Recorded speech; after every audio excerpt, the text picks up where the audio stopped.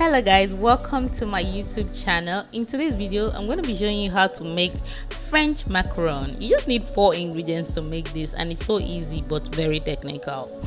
So the first ingredient here is icing sugar, then almond flour, sugar and egg whites. Please note that the icing sugar here is already sifted, so I'm just going to sieve my almond flour.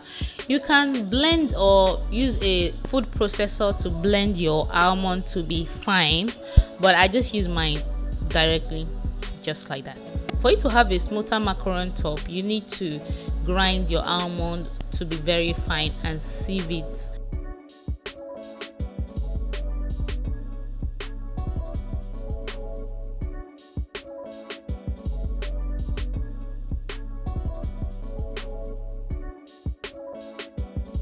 Now I'm just going to start by whipping my egg white in the mixer on low speed.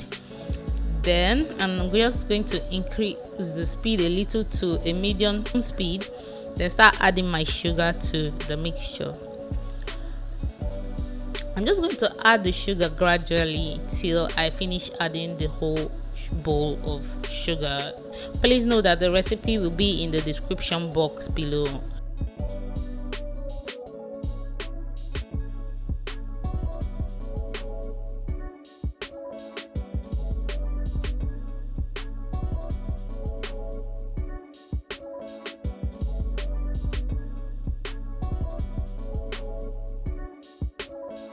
So after whipping it, I'm just going to scrape the sides because of the sugar. So I'm just going to scrape the ones that just stuck to the side of the bowl. So after scraping it, now I know that there's no sugar hiding anywhere.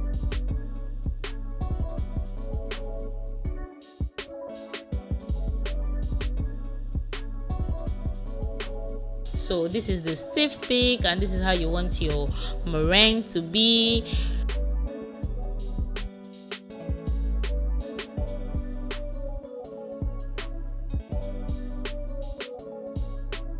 So now I'm just going to choose one color. I chose burgundy, but this burgundy turned out becoming pink, from pink to burnt pink. So I'm just going to add a few drops of my burgundy color and whip the meringue a little bit for the color to actually incorporate properly.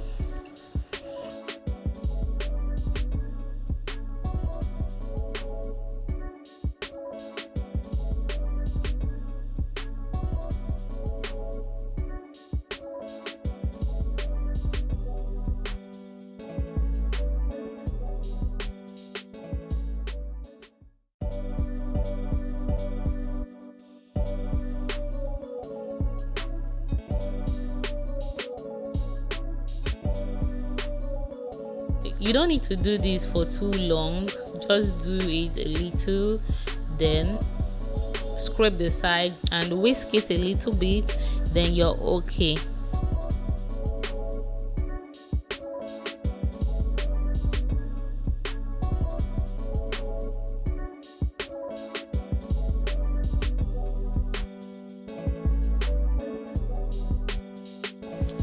So after mixing the color in, I'm just going to transfer the first batch into my dry ingredients. If you haven't subscribed to this channel, please do that immediately. Like, share this video, give it a thumbs up. Let's continue the video. You can see how I'm mixing this. There's a systematic way to this. You mix in a certain direction and just cut it at the middle. That way you do not over mix, and you don't want to over mix in a way that it cannot hold its shape. It just starts spreading itself when you get them all together as it is.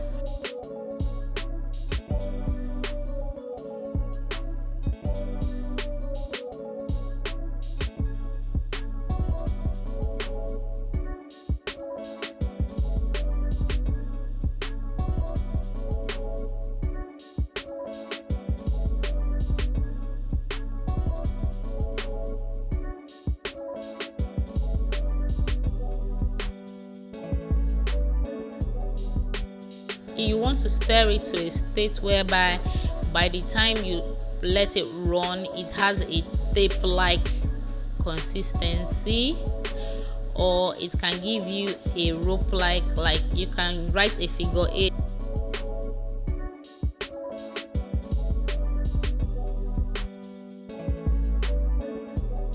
I'm going to secure my parchment paper onto my tray. This is to avoid it from moving while I'm piping my macaron onto the parchment paper.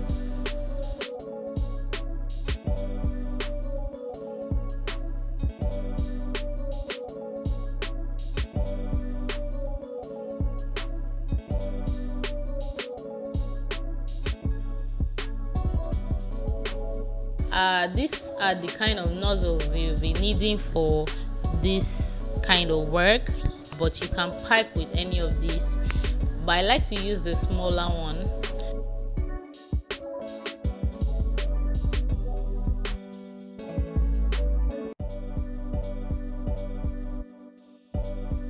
So first of all, you secure the nozzle at the tip and tight it.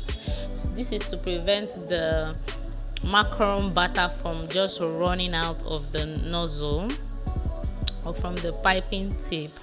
So I'm just going to secure the bag and ensure that any air pocket is eliminated. I'm just going to gradually do this.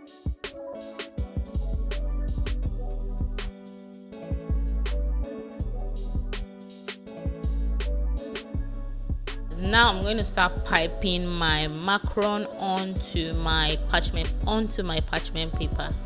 You pipe your macaron head on to the parchment paper. You don't pipe it from the side, you pipe from the top. So I just pull it off when I'm done, then move to the next one. Please, one thing you should note is whenever you're piping your macaron, you try to leave space. This particular pan is for my electric fan oven and it's quite small, so I'm actually managing this space.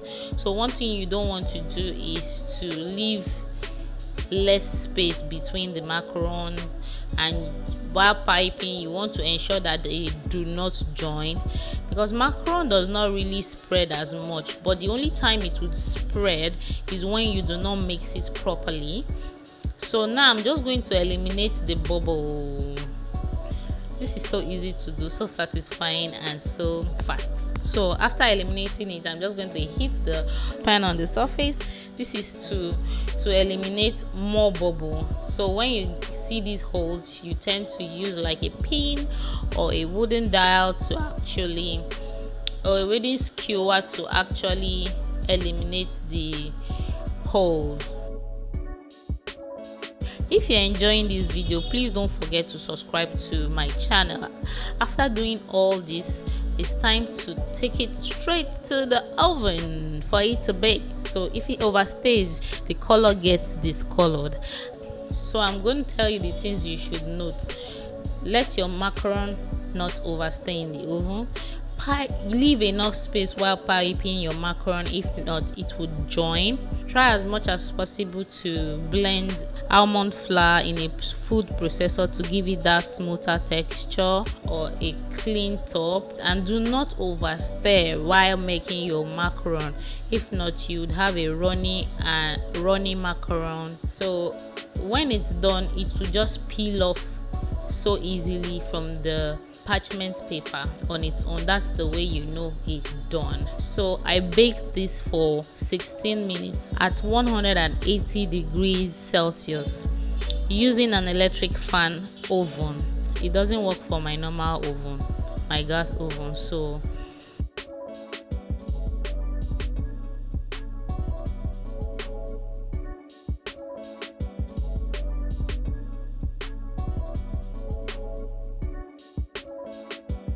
here I piped in a bit of custard cream to my macaron, and it was really yummy, seriously. Although macaron is kind of sugary, it is sugary. It is not kind of sugary, it is sugary, but there was a twist to it when I piped in custard cream to the middle. Man, it was delicious.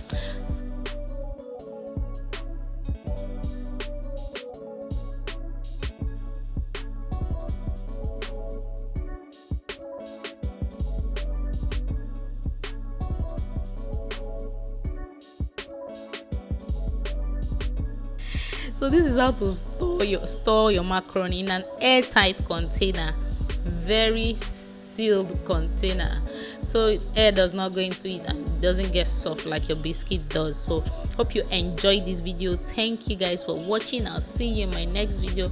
Please check out my next video that's coming up soon. That will be Italian macaron.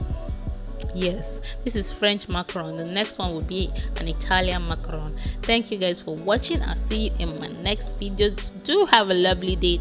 Bye bye for now.